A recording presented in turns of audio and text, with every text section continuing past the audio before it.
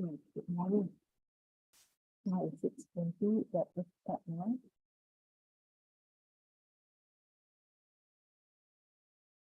Warm welcome to our masters, Hualien Dharma team, and brothers and sisters around the globe to Saturday Hualien Dharma talk. Let us start the session for today.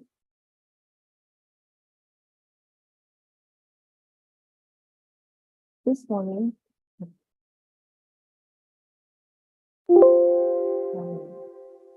I would like to share an extracted from Master Ching's speech. Living frugally, treasuring even the smallest of things. A call to everyone to live frugally. For if we do not treasure what we have and spend exorbitantly, one day there will be food shortage. Everyone only thinks about maximizing gains, calculative of how much money is in the bank. We need to change our mindset and not destroy our ecosystem. Everyone should live frugally and treasure even the smallest of things. Grateful to Master Tzu Chi. Now let us send our sincere prayers into the 10 directions. May the Sangha land be free from disaster and peace prevails in the world. Let us sing our prayer song with sincere tirelessness. In my heart, I feel deep gratefulness. All my heart is filled with sincere prayer. From all corners of the world, let us join our hearts and pray for a world of harmony and peace. From my heart, I pray. May we join our hands, our hearts as one.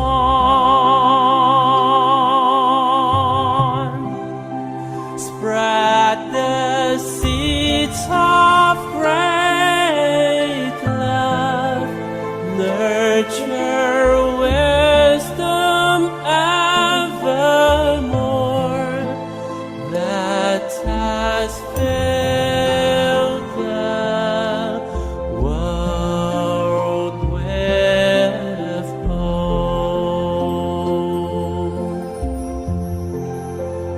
In my heart, I feel deep gratefulness. May all the Buddhas know my prayer. All united with one heart, let us end our hate with love. May there be no suffering hereafter.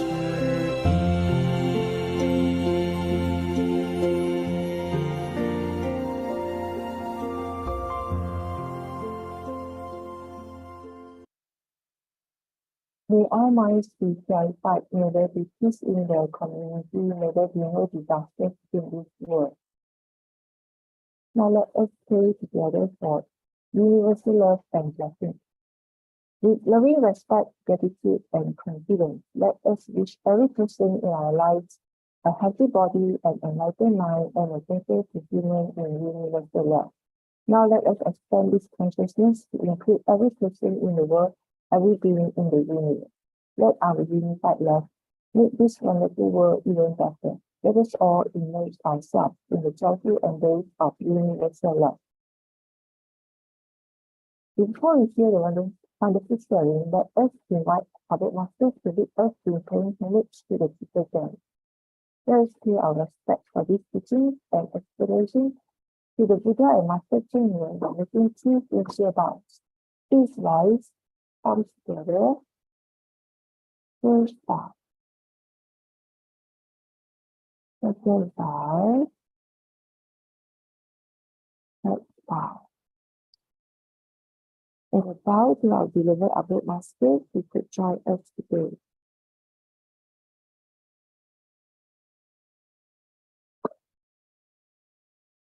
Today we have sharing from Sis Audrey from Singapore.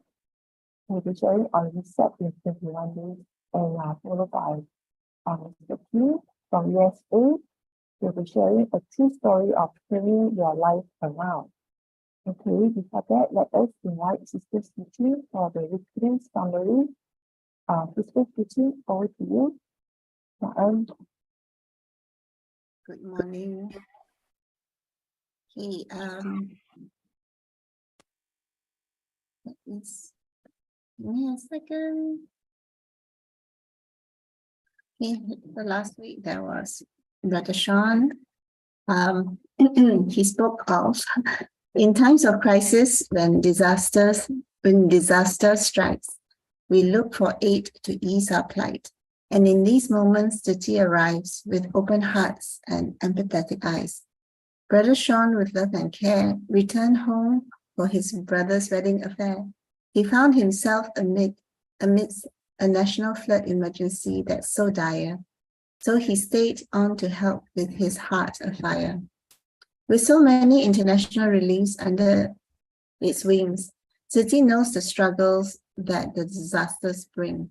And while there is no perfect solution to find, together with all volunteers, Tzu Chi will work to bind. In Nepal, in 2015, a deadly earthquake did strike. Buildings crumbled to dust. It was a devastating sight. Tzu Chi arrived with blankets and meals and beds for those whose homes were peeled. Doctors came from far and wide to help the injured and those who cried. And to date, Tzu Chi is still in Nepal for mid and long-term care. Many medical and education initiatives, plenty of love to share. We all know the phases victims go through: shock, numbness, denial, and confusion too. But Tzu Chi is there with empathy in our hearts to ease the pain and to build confidence for a new start. Brother Sean asks, with care and concern, how else can we help to the victims to turn from despair to hope, from hurt to heal, and help others find the strength to love and feel? Tzu Chi knows that giving is the key to happiness and a new sense of glee. For in helping others, our own pain fades, and we find a new purpose, a life remade. Lessons learned from international relief, empathy, love, and care beyond belief. As volunteers are always ready for the next disaster to come, Tzu Chi stands ready, hearts beating as one. And Master Tzu on nonviolent communication. Master Tzu's New Year resolutions is to nurture humility and empathy to communicate better with many cultures. She learned Marshall Rosenberg's nonviolent communications to connect with people without any confrontations. Marshall Rosenberg recalled the Detroit 1943 race riot, and also his uncle's beautiful smile that lit. From there, two questions that were always on his mind: what makes people enjoy others' sufferings and others being kind? He studied psychology and comparative religions, enriching life in self and others and character to strengthen. Human beings are meant to practice compassionate giving, but we are brought up with a different way of living. Nonviolent communication has an intention to contribute to our well-being and others' attention. 4 components: observation, feeling, needs, and requests. This sharing, we focus on feelings and needs, what we are seeking, what we detest. Empathy is crucial, nurturing other people's emotions. Life alienating communication, moralistic judgment in motion. NVC teaches communication that's non-harmful. Resolving conflicts in a non-violent way is always helpful. In the Sutra of Innumerable Meanings, these principles align. Tzu Chi foster empathy, compassion, and understanding, all combined. In summary, NVC helps communicate with care. Next sharing will be on other components. There is much to share. Thank you. I'll hand over to Sister Su Ching to introduce the next speaker. And then for listening. Wow, awesome. And Sister Su Ching for another most amazing and heartwarming summary of last Saturday sharing. Very grateful. Good morning, brothers and sisters, for joining us today. We are most grateful to our Singapore family for benefiting us with the monthly veggie effort story.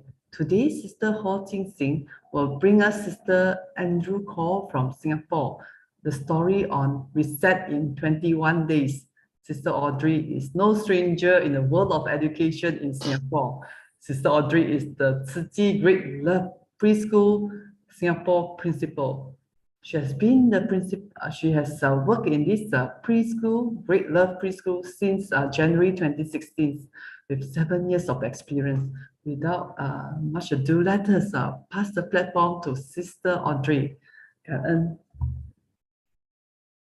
Good morning, Dharma Masters. Thank you for joining us. Good morning, brothers and sisters. Thank you for taking time this morning to listen to my sharing. Okay, let me share my slide.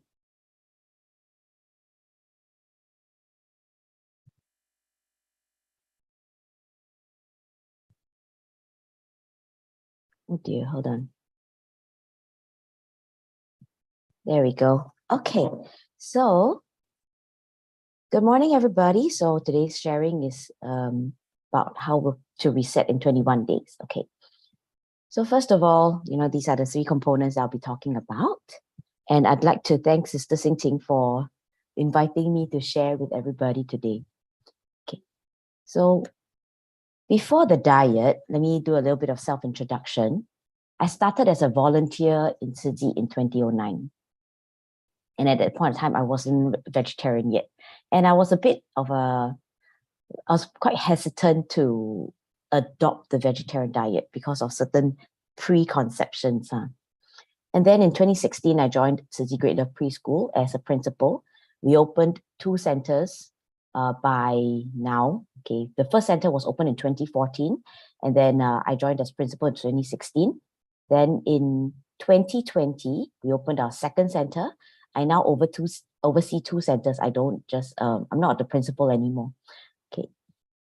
So this was my diet before the healthy 21-day challenge diet. Okay. I love bubble tea. Cannot do without it. Okay. I love mala hot pot. Okay. So for some of us who are not familiar with mala hot pot, basically it's an array of ingredients that you can pick, and then they fry it for you with spicy and numbing sauce. Okay, it's full fat, full oil.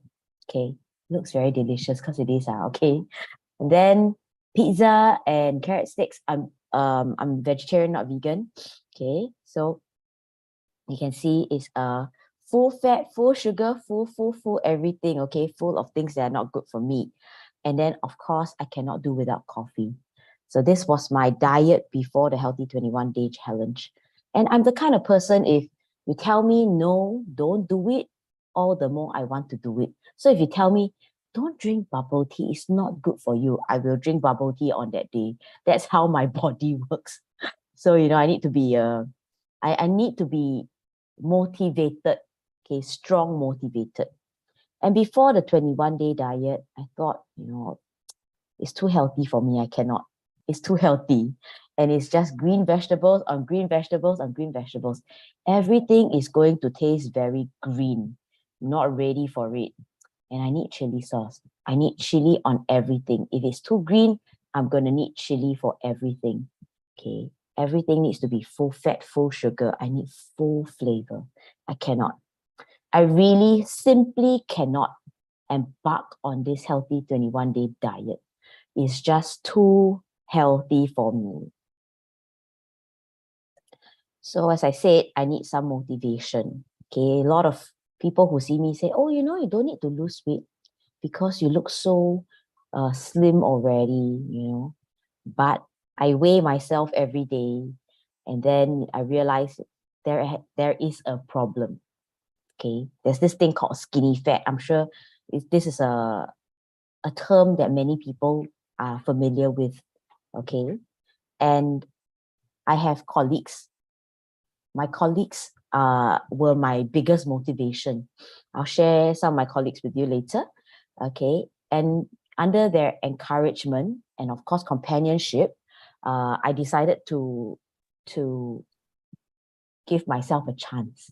Okay, because one of my colleagues said, well, if you feel that this diet is too clean for you, you add your own chili sauce lah.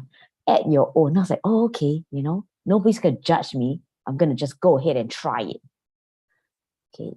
So one of the biggest motivations, because I'm quite a sedimentary person, was that our preschool was one of the collection points for this healthy 21-day diet. Okay. If at any point of time anybody has a question, please go ahead and, please turn on your mic and ask, okay? So during the diet, this is what has been served, okay? You can see, oh, so colorful. Okay, this is, I'm sure, something that many of us have heard a lot, okay? So colorful, looks so delicious. There's proteins, there is fruit, there's complex carbs. Wow, it looks so good, right? But I'm not a rice person. Eating rice is very demotivating. Yeah, so you can see out of these many pictures, there's only one non-rice. There's only one bihun, purple bihun right in the middle. Okay. So every day is rice. Now, on day one lunch, I was like full of excitement. Oh yeah, I think I'm gonna go and enjoy this. So I opened the box. Wow, so nice. And I smell it. Okay. I'm not sure. Okay, so but the self-doubt came. But since the food is already in front of me, I said, okay, let's go ahead and try it. I was like, oh, okay. Green vegetables taste like green vegetables.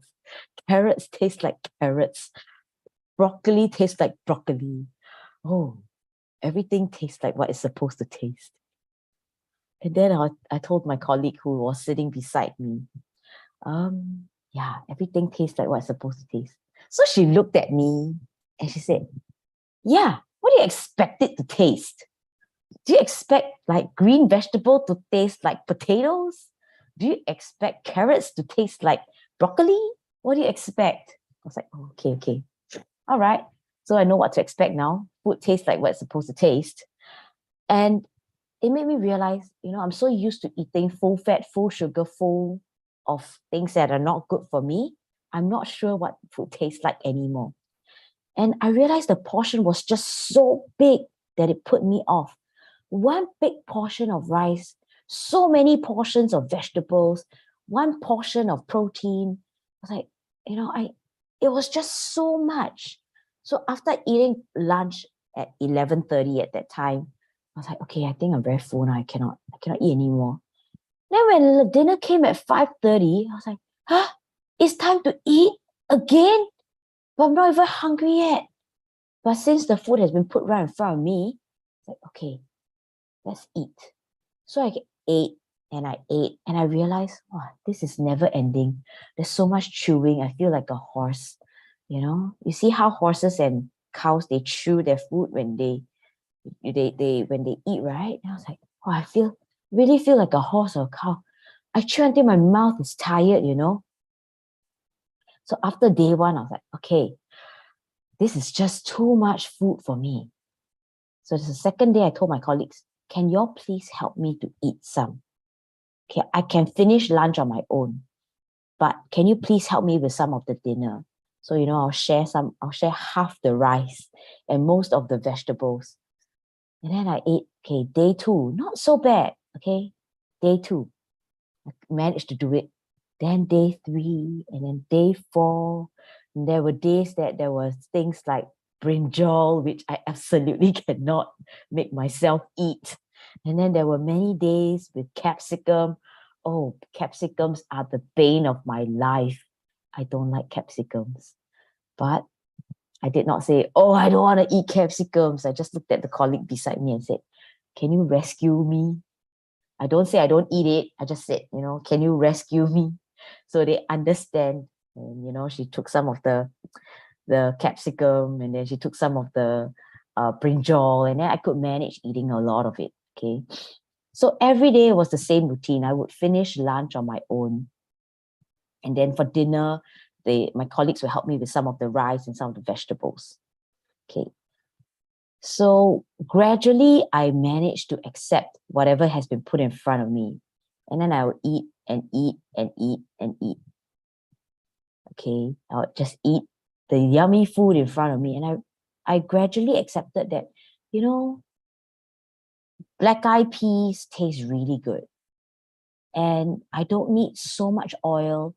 I don't need so much salt in my food. I actually can manage the entire month without chili sauce. And I can manage the entire month with this very delicious diet. It is not terrible. I really enjoyed myself towards the end of this diet. I was quite sad that, you know, it had to end what I felt was very quickly. Okay, so everybody can see my 21-day tracker. You can see that I track the meals that I have. I try to track my sleep. I definitely track my exercise, and I track my weight, the fat, and my skeletal muscle. Okay, so you see, I started the diet at 55.6 kilos. And towards the end of the diet, the end of the month, okay, I lost 3 kilos of fat. All right, because my skeletal muscle remained the same. Basically, you know, I didn't gain a lot of muscle mass because I didn't exercise. So just from eating, I lost 3 kilos of fat. Good job. I told myself, yeah, worth it. But the other changes that I made were also, you know, my diet, what I ate for breakfast. And you can see there's this big blank part between the 11th to the 15th that I didn't have the healthy 21-day diet for lunch and dinner. Okay, this is because the meals were sent. Like I mentioned, we have 2 centers, one in Yishun and one in Toa Payoh. So before when I started this diet, right, when I took on this challenge, the meals were supposed to be sent to our Yishun center, and that was where I was supposed to be based for that month. But because of some challenge, some changes at work, I was based in Toa Payoh, our other center. And during that week of the 11th, I didn't manage to go back to Yishun center for lunch or dinner. So I missed a good part of the diet. However, still missing a good part of the diet, I still managed to lose that weight, okay? So that's a really good thing. And you see, I only exercised 4 days a month, 4 days in that month. Yeah, so I did not lose weight because of the diet. I didn't lose weight from anything else, just from eating, okay? Another thing that I did was I changed my breakfast. I started to cook oats for breakfast, okay? And the way that I grew up eating oats was oats with condensed milk. That was the way that I was brought up. So in my head, I thought that was the only way to cook oats. Oh, I'm a terrible cook. I really don't know how to cook. Okay. I don't know how to mix flavors together to get complex, more multi-leveled flavored food. I'm quite straightforward, salt and pepper. That's like my only kind of seasoning. Okay. So for the first 2 days, I cooked oats with condensed milk, and I thought, oh, that's so unhealthy. It's not very good, huh? Okay, never mind. Let's just try without oats, okay? Let's just cook it without oats first, and then, eat it with the nuts and the trail mix, and let's see what happens, all right? If I don't like it, maybe I just add sugar or honey or I don't know, something. So the first day I cooked oats without condensed milk was actually on the 4th of March. I was like, okay, it's not so terrible. I ate and I was like, hey, not so bad. I like this oats with trail mix, okay? Yeah, no seasoning, quite good, huh? Okay, so I just ate it. And for the rest of the month, that was how I ate my oats. Until sometime in the mid-month, I thought, this is getting quite boring. Let's try savory oats instead. So sometimes I'd have savory oats, like porridge, okay? It's just oats with mushrooms or corn or something that's in the fridge. So some of the changes that I noticed in my body towards the mid of the month was coffee, cravings, the taste of food, and like these things. So I started with 3 cups of coffee sometimes on certain days, okay? So if you see, I don't get a lot of sleep. Yeah. And so I really depended on coffee a lot to function at work.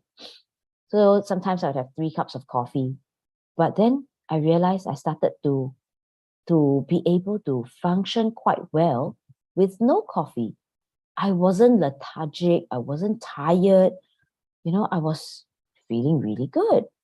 And when I did have coffee, the coffee that I have is not particularly strong like espresso.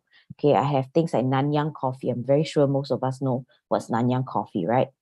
So I had Nanyang coffee, and I realized whenever I had coffee, it really felt like a drug. Okay. And I could literally feel the coffee coursing through my body, racing into my brain, and how it was a stimulant in my body. I could feel it. For the first time in my life, I could feel coffee coursing through my body, and it's not even strong coffee. Okay. And during this diet, I felt that I didn't have any more cravings for junk food. I actually listened to my body for cravings. There were certain days that, I could feel like, yeah, I feel like having chips. I feel like having potato chips. I feel like having bubble tea. I feel like having, certain things. But I would stop for a while and I would just listen to what my brain was saying, listen to my stomach. And I had this mindfulness to what my body was telling me instead of, just what my tongue had craving for. And I realized, hey, I didn't have this craving anymore.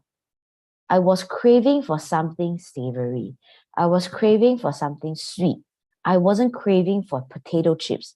I wasn't craving for bubble tea or chocolates. These are my regular go-tos. So whenever I felt like I had cravings, I would drink water. I would snack on things like trail mix. I would snack on carrots and cucumber. Okay, those were the things that I would start snacking on. Okay, and I also realized that vegetables have their unique taste, and I was very accepting of it. Okay, because my colleagues said, carrots taste like carrots, corn tastes like corn, right?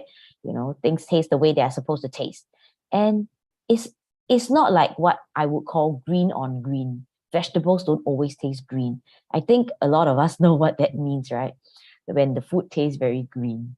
Okay, it's that raw taste from certain green vegetables, like the bitterness of the vegetables. Okay, I didn't even want to eat eggs or mock meat anymore.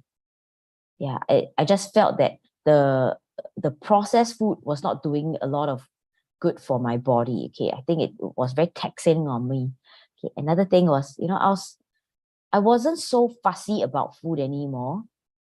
I was more accepting of vegetables that I didn't like capsicum and brinjal. Like right now, I can very openly say the only type of capsicum I don't like to eat is green capsicum because the taste is just very strong. And for brinjal, I would accept it if, there isn't the skin. I think at the end of it, it's just that mixture of the texture that I that I couldn't tolerate. It's not the taste of it. But, through this diet, it made me realize that it's just the texture that I wasn't ready to accept. Okay, right now I'm a little bit better. I think at the end of it, it's about how the food is presented in front of me. Okay, in general, I have eczema on the joints of my body, and the triggers for this eczema I realized is stress, the lack of sleep, and insufficient water. So over this 1 month, I realized that I had fewer eczema flares, even though I was very, very stressed during this month because we had licensing. Our preschool has to go for licensing every 2 years. So we renew the license every 2 years. It is not just a matter of applying for the license and we get it. Okay. An officer will come and check on the center, like check on the documentation, check on the operations. And, there are many factors to check on. So it just happens that this month was licensing month. And during this period where you see there's the big blank, right? Between the 11th to the 17th, these were days that was leading up to the day that the licensing officer was going to come. So I realized I had fewer eczema flare-ups and the recovery was faster. So before the diet, my eczema would last between 5 to 7 days before starting to subside. Now, during this month of the Healthy 21 Day Challenge, right? It only lasted for 5 days, meaning from start to finish, it was only 5 days. And it wasn't as bad. The flare-ups would not be as severe. And I didn't need to do anything extra for the flare-ups to subside on their own. And I realized that I had better gut health. I was less constipated. I was able to go to the toilet more regularly. Now I've been vegetarian for very many years, since 2012, I think. Yeah, since 2012. So it's been 11 years since I've been a vegetarian, but I would still be constipated. However, during this month, my gut health was a lot better. And lastly, I realized that I didn't go into food coma so often. Okay, the food coma is where, you feel a lot of lethargy after meals and you want to take a nap, right? So I wasn't as tired, even though I was eating so much food. This amount of food to me was just a lot more than what I usually take. Okay, so this is my support, my motivation, the 4 of them. So during this round of the Healthy 21 Day Diet, right, it was just the 5 of us from preschool. Okay, it used to be 7 or 8 of us, but 8 of them, not us, 8 of them, because this is the first time I'm taking up this challenge. But prior, a lot more of my colleagues have taken on this diet. So first of all, we have Miss Connie. She is really my pillar of support. She's the colleague that sits beside me and the one who puts the food in front of me and says, it's time to eat. So I'm very grateful that I have her. Okay. And then I have Miss Lim. She is the principal of the Yishun Center. She's also my motivating factor because she's the one who tells me, yeah, this vegetable very nice, huh? Today, the way that they cook, the protein is very good. Oh, oh, they have scrambled tofu instead of egg. Miss Lim is a vegan.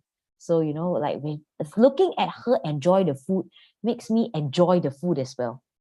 And then we have Miss Gan Wen Shan and Miss Ao Fong Yi. These are two Chinese teachers.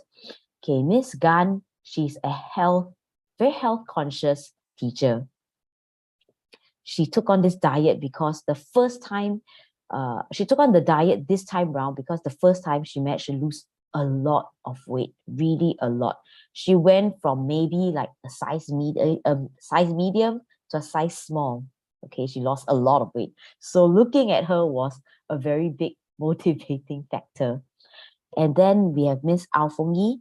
She is also one of the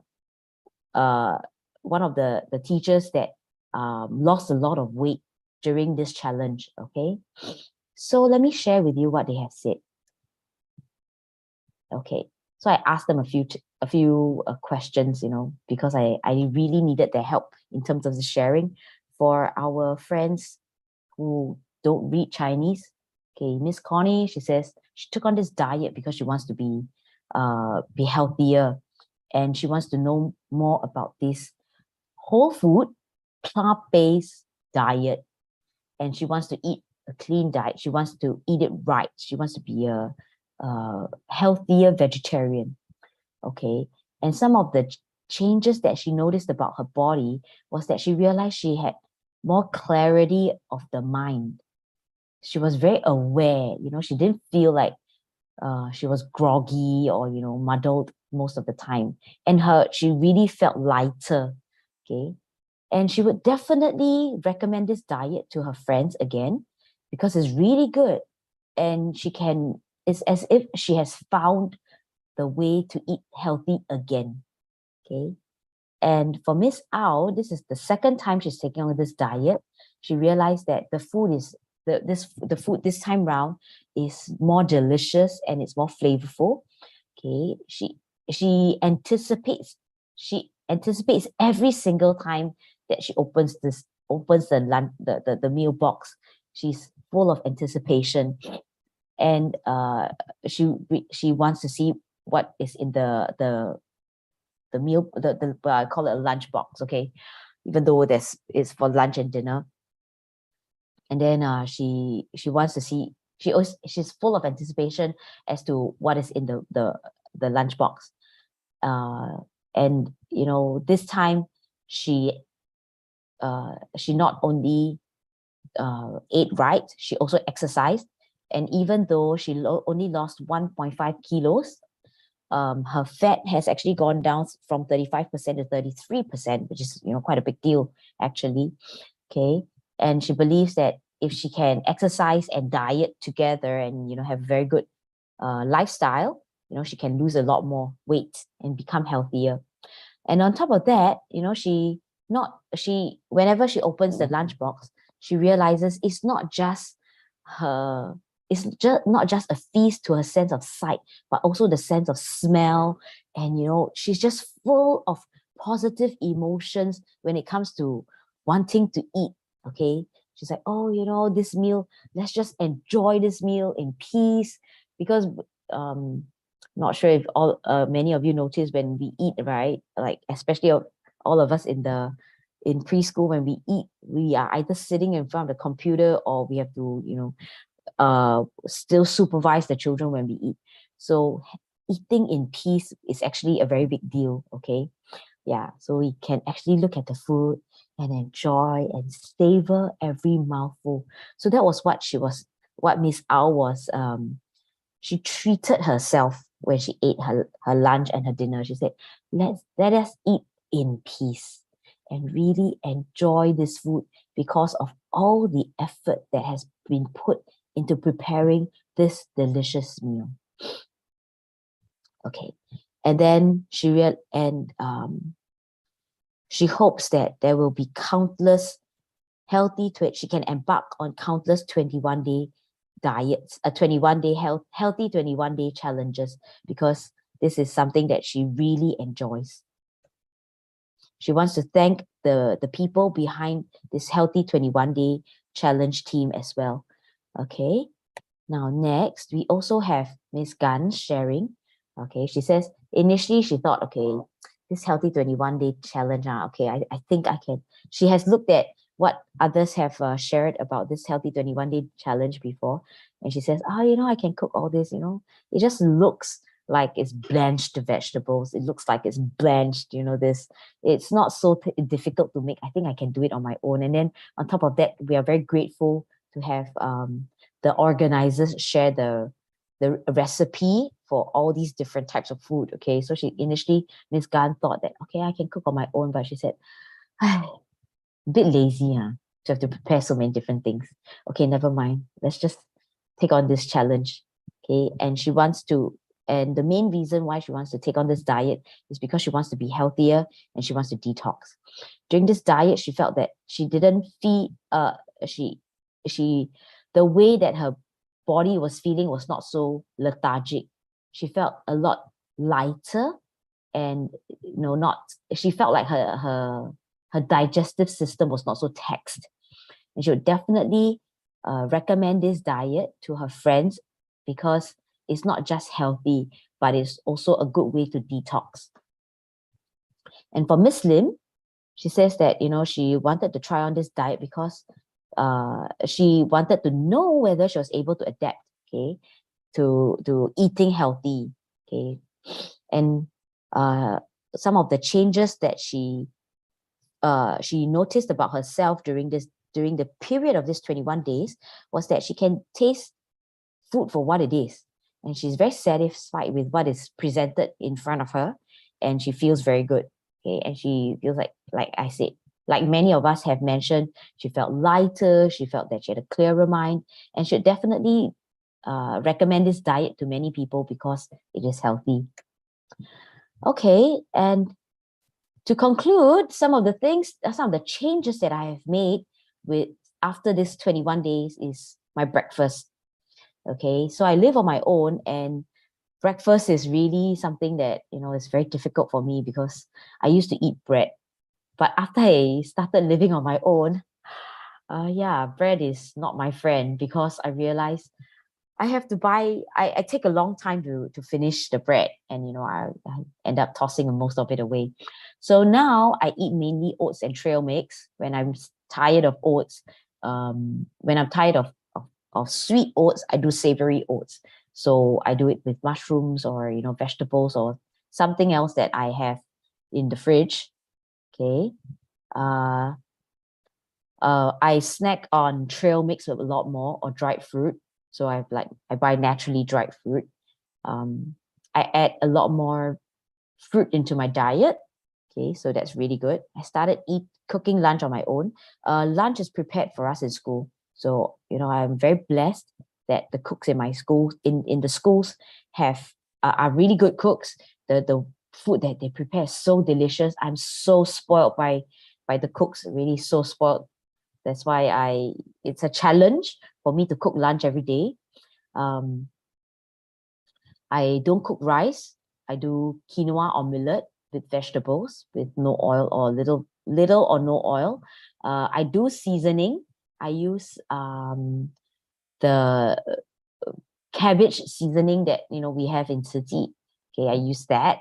That's the main seasoning that I use. I use it on everything. It's my go-to. Or I use the curry powder that we have as well. So that's the seasoning that I use. Okay, so I bring my own lunch to school every day since the end of the healthy 21-day challenge. Okay, and for coffee, I limit myself to 1 cup a day only, if not no coffee at all. So that's one of the big changes, from 3 cups to 1 or no. That's really good. Okay, and I do very simple recipes that I cook in the morning and to bring to school, or I do meal prep and then I bring it to school. I don't do simple carbs anymore. I realize that simple carbs like bread, white rice, sugar, sweet drinks, desserts, these cause a lot of food coma. So if on one particular day I decide to be nice to myself and I have a dessert, it's not nice to myself. It's nice to my tongue, but not nice to my body, because it really kicks me. It really throws me into a food coma, and I feel terrible. I feel so tired. I want to take a nap. I've never felt like this before the diet, but I think it's a good detox for me. So it made me more aware of what I put in my mouth. All right. So, and then I don't do snacks anymore. Okay, I don't do unhealthy snacks. Okay, don't do unhealthy snacks. I still snack, but not a bit healthier. I exercise. I try to exercise at least 2 times a day. 2 times a week, if not 3. And 15 minutes of exercise is better than nothing. Okay, and the exercise that I do is cardio. All right, so I stand in front of the TV and I follow YouTube videos. I don't do complex things, and I don't do running. I have poor joints, so I don't do running. Yeah, I do other types of cardio exercises, and I started using a tracker because I realized from the tracker, right, it really helped to put all these different elements of my life together. Okay, you can do a very simple tracker, like you're very digitally savvy, then you can put it on your phone. Okay, but I enjoy using paper because it's me time. Okay, it's my me time every day. All right, so I say that this healthy 21-day challenge is a good way to let your body reset from a very high fat, high sugar diet. No such thing as food coma before this unless I eat an insane amount of food. I managed to be more mindful about my body after these 21 days. And I realized I reset my body to, a much better state after these 21 days. Okay, so if you ever have the chance, I encourage you to just challenge yourself. It's only 21 days, only. Like, I challenge you, I encourage you to take on this challenge and then, feel the differences for yourself. Thank you very much for listening to my sharing. Can earn so much. If you have any questions, please go ahead and turn on your mic. Can earn so much. Sister Audrey, for the most powerful sharing. Yeah, we still have some time before the next sharer. Okay, we maybe open to the floor if anyone have questions for Sister Audrey. Wow, truly amazing. When we started hearing Sister Audrey sharing, I think many of us were thinking, wow, this sister all the while enjoy foods with so much flavor. Can this person really embark on 21 days journey? Wow, truly nothing is impossible. And today, even the snacking part, I think some maybe find it. For myself, I must confess, snacking is my problem also. But here in Malaysia, we also have I think many rounds of 21 days challenge. Wow, truly, but still listening from sister and looking at the amazing set of food. Wow, reminded us of that day. It's good. We can, even if we can't really join those days, but those prepared run by the restaurants, but if we can do it at our level, like what Sister Audrey proposed, I think your diet is very good. The one how you can even prepare it for those who are not good in cooking. Some people may say, how I'm not good in cooking, but see, looking at Sister Audrey, do you may I ask, how long does it take for you to prepare your meals daily? If it's lunch, right? So I'm a very lazy person.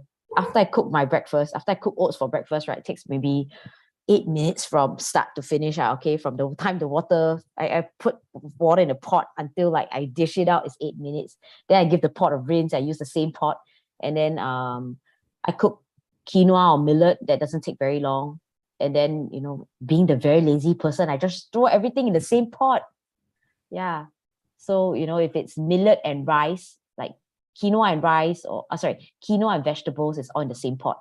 Alternatively, if I have, a very good weekend, a weekend that's more free, then I will cook maybe 2 or 3 different vegetables. I'm very lousy at cooking. So all these fantastic mommies who are good at stir fries. Oh, I'm terrible at that. I don't even know what to put together. Okay, so I would cook like one mushroom and then one root vegetable and then one green vegetable. Usually, I don't do green leafy vegetables. I do broccoli, yeah, or spinach. Okay, and then because these vegetables they can last for a longer time, so I prepare a substantial amount and then I just put everything in the fridge. So when I want to eat it, I put it together and then I microwave it and then put it in a thermos and then I bring it to school. So it doesn't take very long. Yeah. So maybe on a weekend, if I have like 2 or 3 vegetables going on, then I've got 2 or 3 pots on the stove going on. Yeah. If not, it doesn't take very long. From the time I start cooking breakfast to the time I leave the house with breakfast and lunch, it's going to take maybe 45 minutes. Yeah. Wow. Okay, that's very Yeah. encouraging. I'm sure. Okay, so it's no longer an excuse that we need to Yeah. take a long time to cook healthy meals. We look at Mm. Sister Audrey. Okay, most grateful to Sister Audrey. Wow, we look forward to your future sharing and well, maybe by then Sister Audrey will have more recipes to share with us. Sister. Truly, like Sister Audrey said, just give our body a chance to reset. It only takes 21 days. So powerful. Yeah, losing the craving for unhealthy food. Okay, next, our next sharer will be Mr. Tim Polkowski. Hope I got the name pronounced correctly. It's another most wonderful sharing. A true story of turning your life around. Tim founded Plant-Based Healthy Alliance. That's what we see at PB Health in 2020 after transforming his own health by adopting a plant-based diet. In January 2020, Tim switched from a standard American or Malaysian diet to a whole food plant-based diet. Within 6 months of going plant-based, he lost 25 kg, successfully treated his chronic heartburn and eliminated the need for all medication. I'm sure this is very powerful because it's quite common to hear nowadays that people take a lot of medications. To help others experience these amazing benefits for themselves, Tim founded PB Health, a social enterprise dedicated to improving people's health by making it easy to transition to a plant-based diet. A plant-based PB health team includes doctors, nutritionalists, chefs, and plant-based practitioners. Well, I'm sure we look forward to the next sharing really because of this great team. Not only, well, I was thinking initially maybe more on the nutritionists, but we also have chefs and the practitioners are joining here. Okay, without much time ado, let us pass over the platform to Tim. Okay, over to you, Tim, from US. Thanks. Yes, hello everybody. So thank you so much for inviting me here. I really appreciate it. And I love the Tzu Chi team and everything that you're doing. Right? And I'm very happy to speak with you. Right. So let me just quickly share my screen. 1 second. Is it coming through? Yes, it's clear. Okay. Yeah, so I'm here today to tell you a bit about my story and also some of the thoughts that I've had after doing this for a number of years, right? And why do I say turning life around? If you asked me 4 years ago, that I would be here talking to you about a plant-based diet, I wouldn't have believed it. I would have said you're kidding, because I loved my steaks and burgers and bacon and pizza and everything else that I'm sure Americans love to eat, and even the Malaysian foods, right? And I actually hate veggies. I hated veggies, right? So my life completely changed, and I'll tell you a bit about that and then some of my thoughts. So it really is turning life around, a complete 180, completely opposite than what it was. So like in the introduction, that's me on the left, right? That was when I was over 100 kilos and I was on my standard American diet. So that's a picture of me visiting my family in Michigan in the USA. And I was having one of my favorite foods, which is a Philly cheesesteak hoagie. So it's white bread and a bunch of steak and cheese, right? That was one of my favorite meals, right? And then in 2019, that's when the picture was taken, late 2019, right? That was about the time of COVID. So I had some time at home, there was lockdowns. So I started seeing some information about different diets, and I thought, oh, maybe it's a good time to be healthier, right? And I discovered a whole food plant-based diet, right? And I tried it out and it was amazing. And 6 months later, I had dropped 25 kgs, as was mentioned, and I was on medications and other things that all went away. And, the light bulb went off and I was like, wow, why didn't I do this before? Right. But I'm not young. I discovered this in my 40s. Right. And I thought, wow, why aren't more people doing this? So that's why I helped found PB Health, to get people started on a plant-based diet and to make that transition. Right. So I would like to thank Audrey for the presentation before about the 21 days. We did something similar in Malaysia for a shorter amount of time, right? And I think it's really good to get started. I'm going to give you my thoughts after it's been about 3 years and 3 months since I made a completely, 180-degree change. I went from eating steak and burgers and then whole food plant-based overnight, 3 years and 3 months ago. So these are some of my reflections, right? And the big questions that I have over this time, right? So one is, I discovered the power of healthy eating in my 40s. One question was, why did it take so long? All right. Second thing is, I was a hardcore meat eater and I hated veggies. How did I successfully change to plant-based? And third one is, it worked for me. Many people wonder, will it work for you, your family, or friends? And I'll give you the evidence we have from Malaysia. And last one is, I'm sure you've seen, most diets fail. How can we make this way of eating sustainable? Right. So this is one of the first things about why I think it took me a long time to discover healthy eating is, there's amazing healthcare in the world, right? There's innovations all the time. Doctors are getting better, medicines are getting better. And this graph will kind of show you the mortality rate on the left.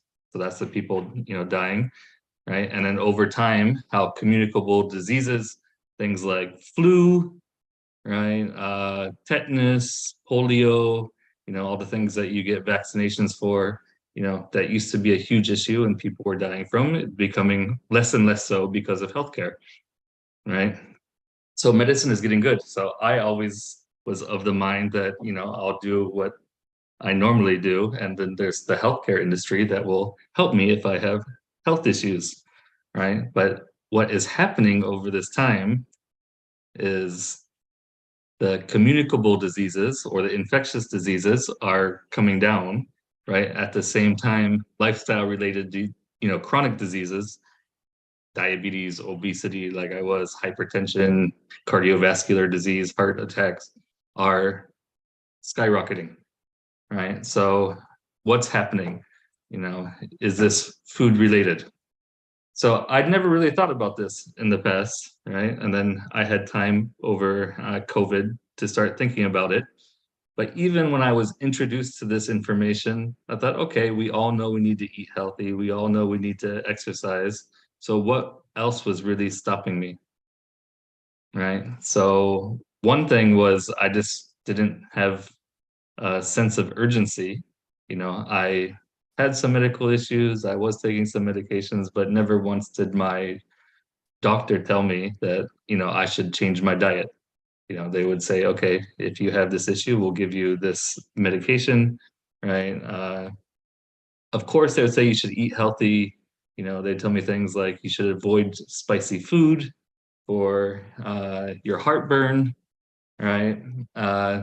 but never more than, a couple minutes talking about what I should be eating. And there was no indication that if I changed what I was eating, how much different I would feel or how much healthier I would be. Right. So I had a lack of information and urgency from somebody who, I trust on to give me good advice. Then once I said, okay, it's important to eat healthy, I want to do something, I started Googling, what is the best diet?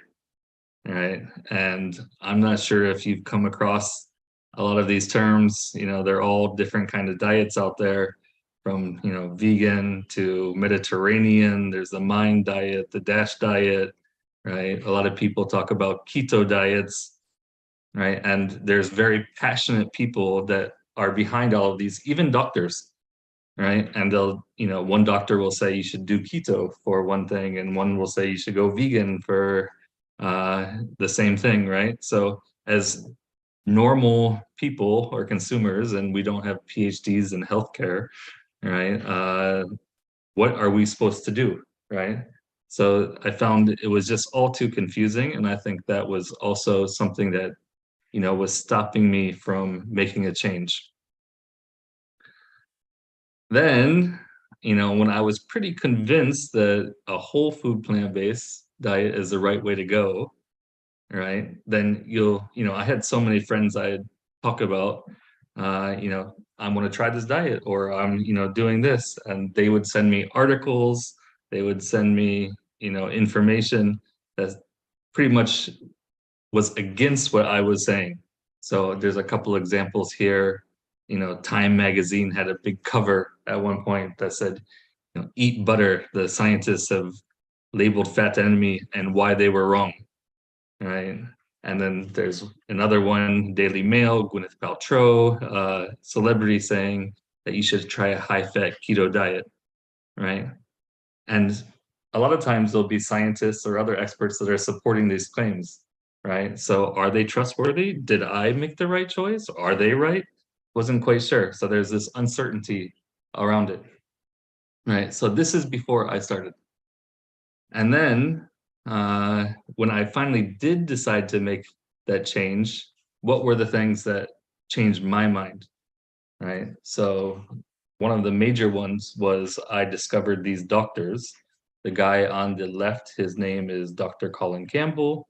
The doctor on the right is Dr. Dean Ornish.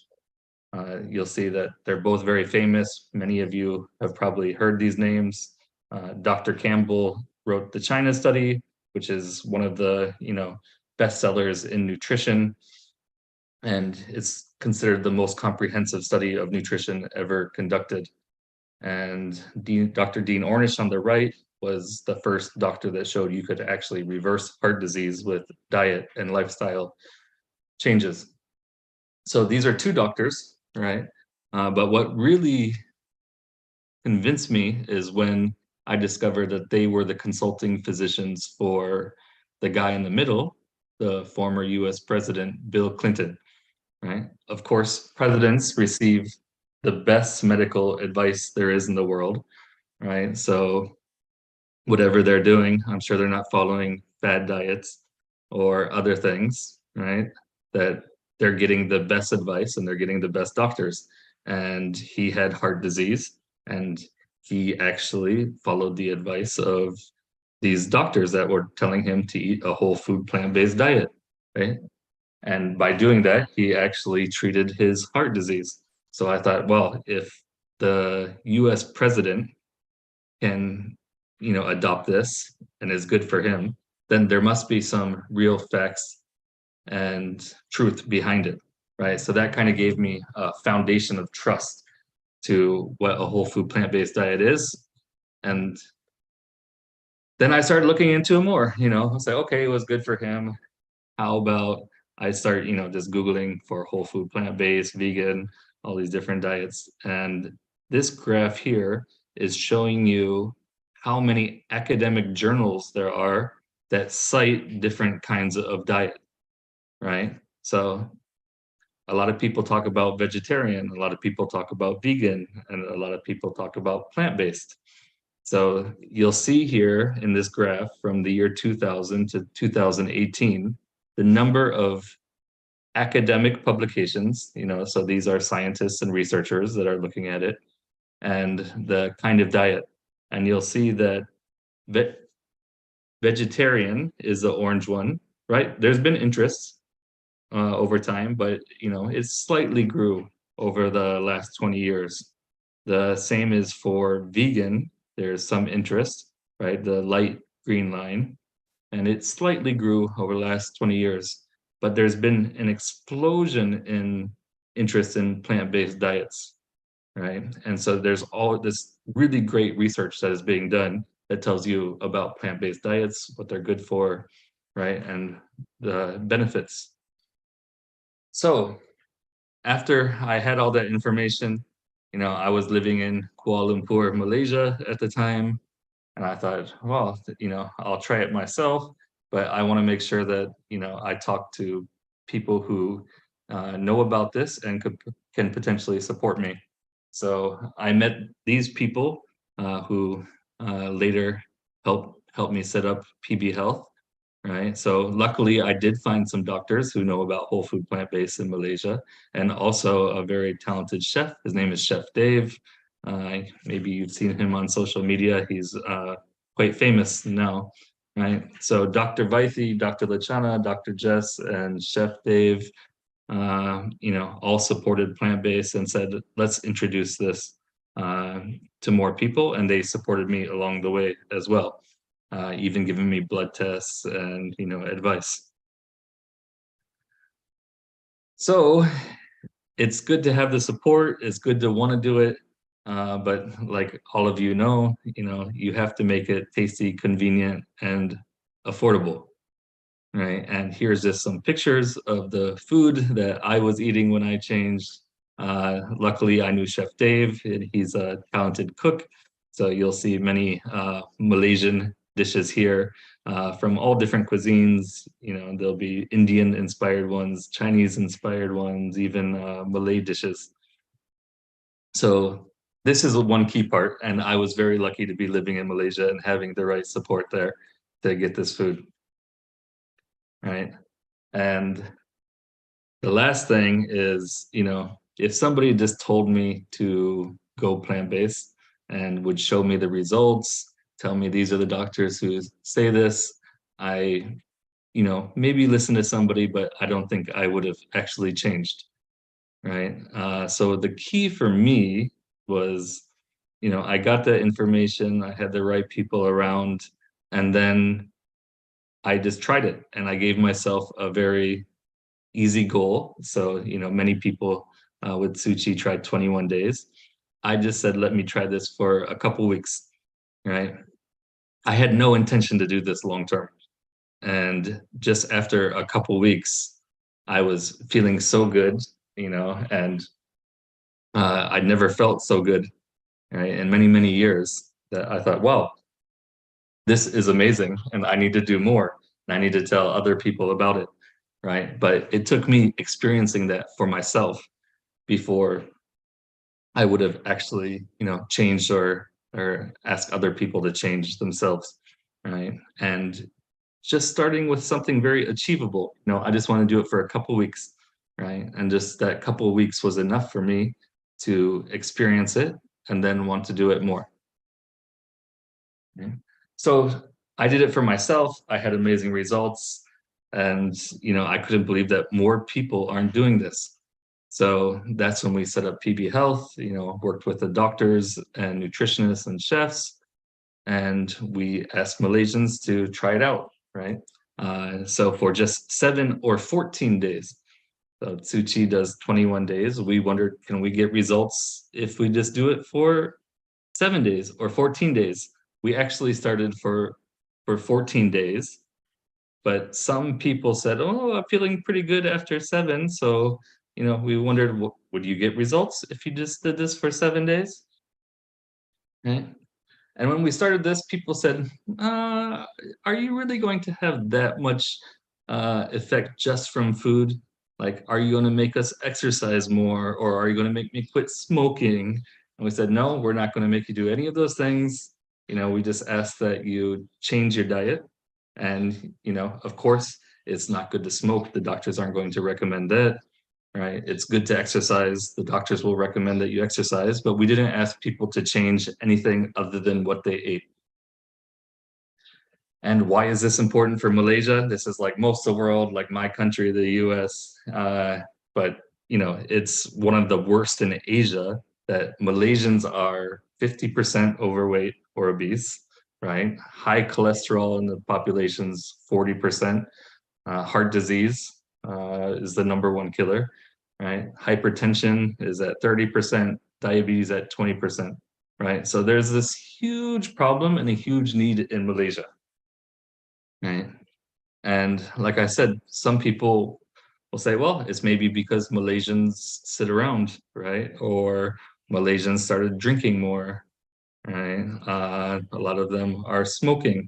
So we have some data here from 2006 to 2015 that show you pretty much every chronic disease is going up over this time, right? But what's happening with other lifestyle factors, right? So people were actually exercising more, right? They were exercising more, but still chronic diseases were going up. Alcohol, people were drinking less, but the chronic diseases were still going up, right? Smoking was about the same. So it couldn't really be explained by other lifestyle factors, but food, right? And one of our doctors like to always share this slide. It's not about the size of the heart of each person, but how much heart disease there is among different groups of people that have different diets, right? So omnivores have the highest incidence of heart disease, where vegetarians very much less, and vegans even less than that, right? And a whole food plant-based diet is like a healthy vegan diet. Just being vegan doesn't mean it's a very healthy diet.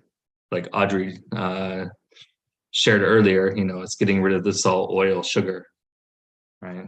But even those who have some of that, vegans have the lowest incidence of heart disease, right? So obviously this is all about the food. And what did we give these people over the 7 or 14 days? These are all dishes that were prepared by Chef Dave. They were, sent out all across KL in Malaysia, and people enjoyed them throughout the challenge. So I know people like to see different kinds of foods, and you see that they're very colorful, different spices.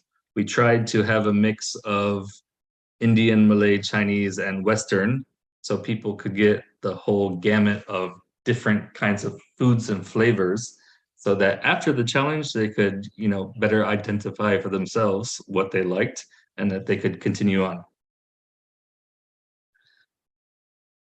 So just some more photos, different ones every day. The #1 seller was the Nyonya Laksa. So if you are in Malaysia, Singapore, in that region, if you can find some nice Nyonya Laksa that is plant-based, I recommend that you try it. So these people ate this food, they did this, what were the results? And you'll see that there's 2 here, there's 14 days and 7 days. And then on the left, you see different blood markers. So everybody took a blood test before and after, and then we compared, right? And you'll see total cholesterol down 18% in 14 days, 15% in 7 days, right? So you see a huge drop just in 7 days. LDL cholesterol, the same, the bad cholesterol, same kind of story. Over 20% drop in 14 days, 19% in 7 days. Triglycerides were down, right? Fasting blood sugar levels down. Even weight is down for most people. So you see people lose about, 1 to 3 kilos in that amount of time. So, and this was pretty consistent across, all different ages, both men and women, right? People who had been vegetarian, most actually, were normal omnivores. They ate everything, right? but this was pretty consistent throughout. You always have some outliers, and that's why we have nutritionists and doctors on staff who, there was usually a good reason why somebody wouldn't get these results. But for the vast majority of people, this was the case. So it worked for me. It works for other people. It's proven, not just Malaysia, Tzu Chi's done the 21 days, I think, in many different countries, and the results will be consistent. It works, right? But you probably know that most diets aren't continued, right? You look up the statistics, but, people who diet usually don't sustain it over time, right? So what's one of the things that is happening, right? And how can you sustain it? So I've done this myself for 3 years and 3 months now, and I'll continue, right? But why don't people actually change, right? So this here is a graph. It's called the pleasure trap. This was created by a psychologist. His name is Douglas Lyle, right? So he tries to explain, why we love junk food and why it's so hard for us to change to healthy food, right? So if you look on the left, you see the happy face, or really excited, just the normal, and sad, right? So before we're introduced to all the junk foods and everything, we're in the normal pleasure zone. That's one. So if we all start with healthy whole foods from when we're babies, right?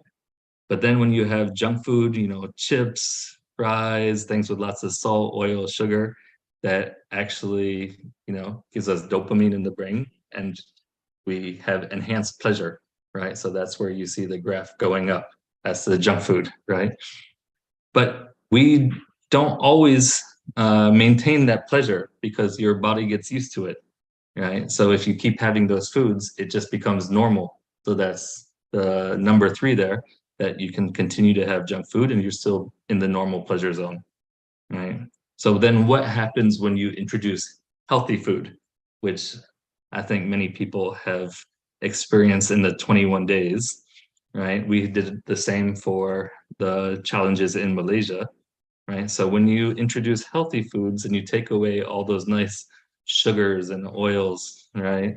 And the salt, that people don't like it, right? That's why people say healthy food doesn't taste good, right? So you're taking away the things that they've been enjoying. So you see this subnormal pleasure zone, right? That's number 4, right?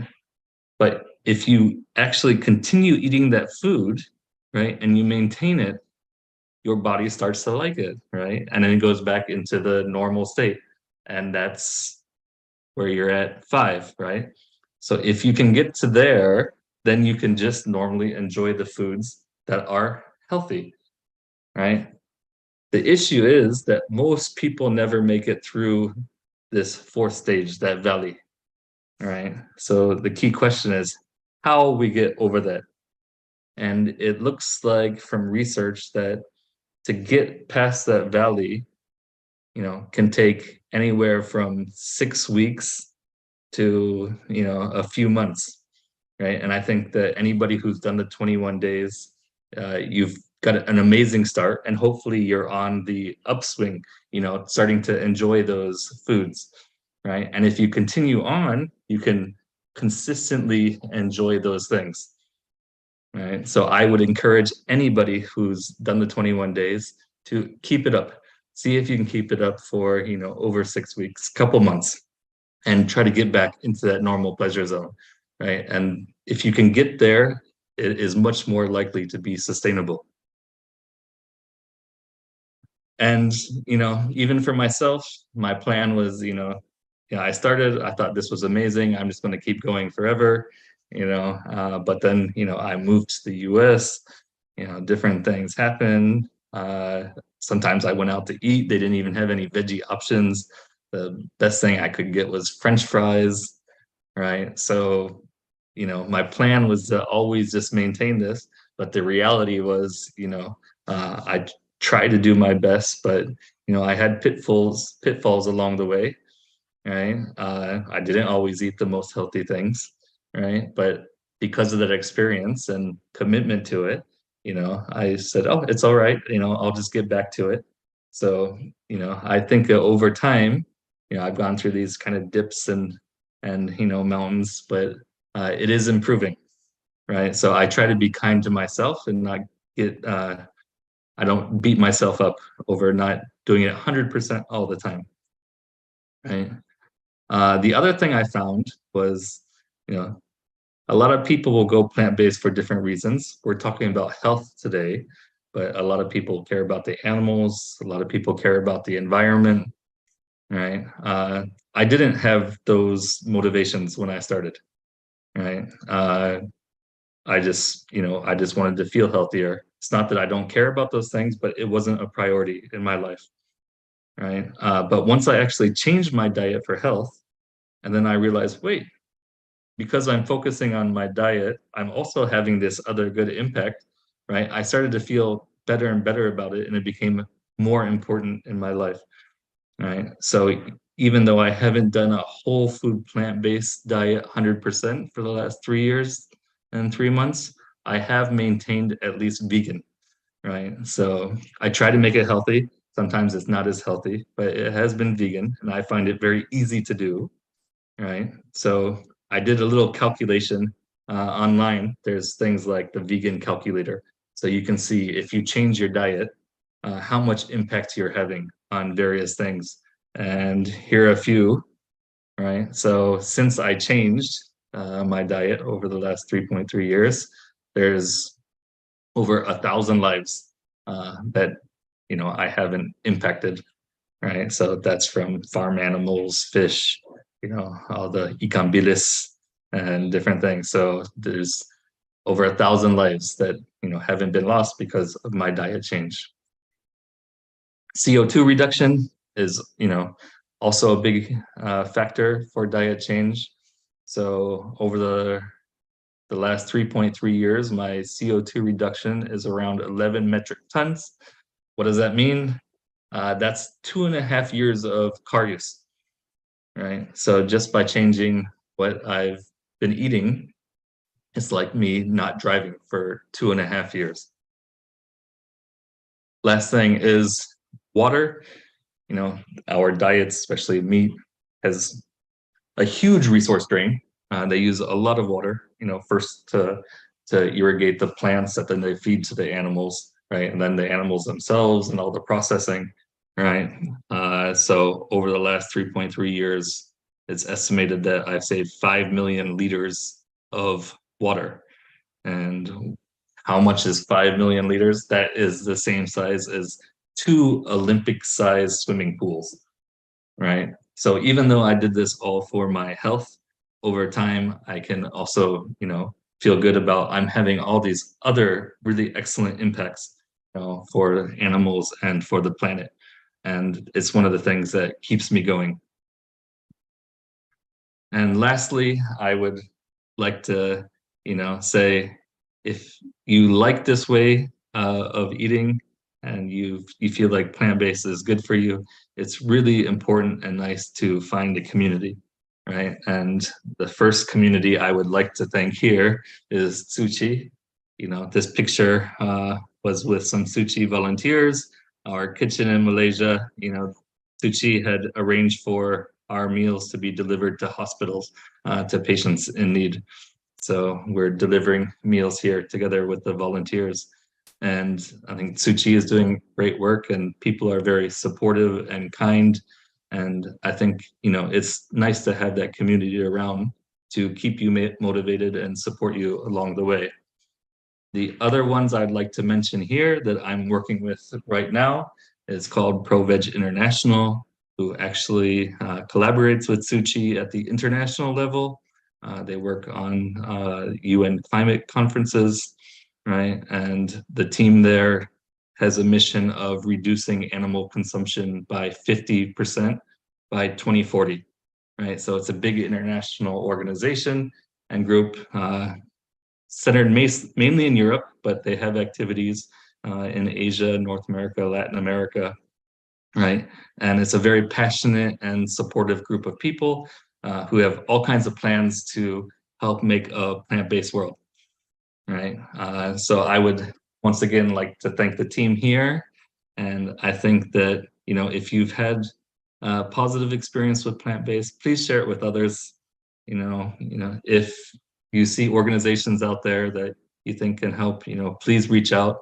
I'm always available. If any questions, you can, connect with Tzu Chi, and they'll give you my contact information, and I'm happy to speak further about this.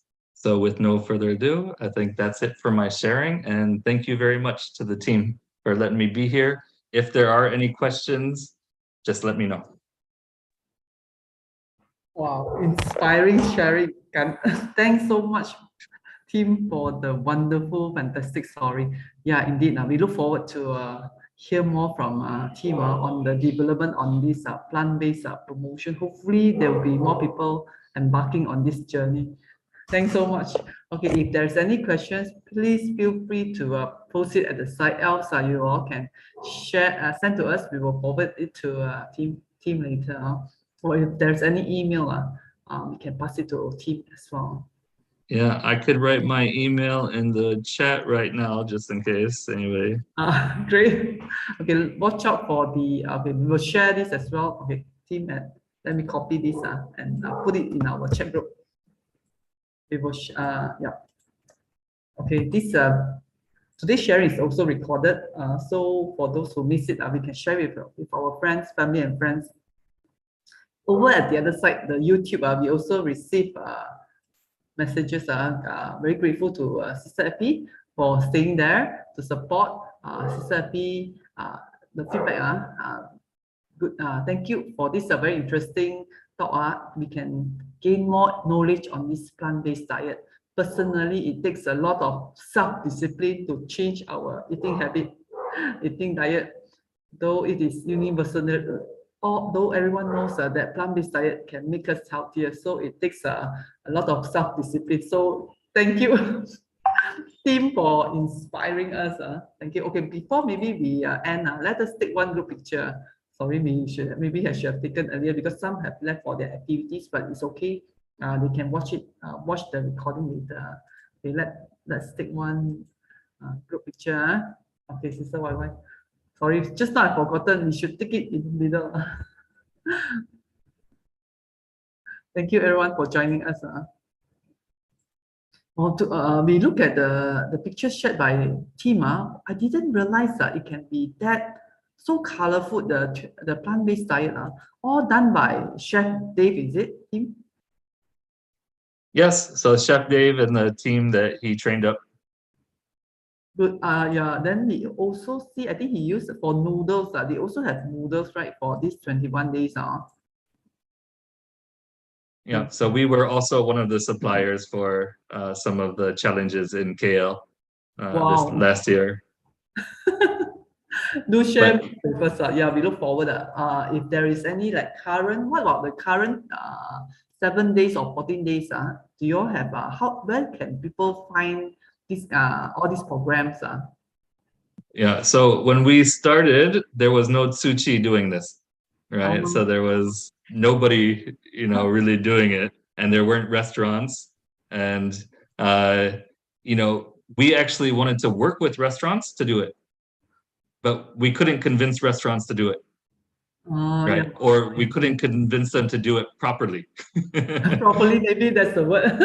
Yeah. So they always wanted to make it tastier, right? By throwing in all the extra, right? And our team wasn't big enough to monitor, right? So that's why we actually ended up setting up a kitchen, right? And we had Chef Dave, and we hired other chefs, right? But we did this more for the social impact, and we never wanted to have a restaurant or a kitchen business.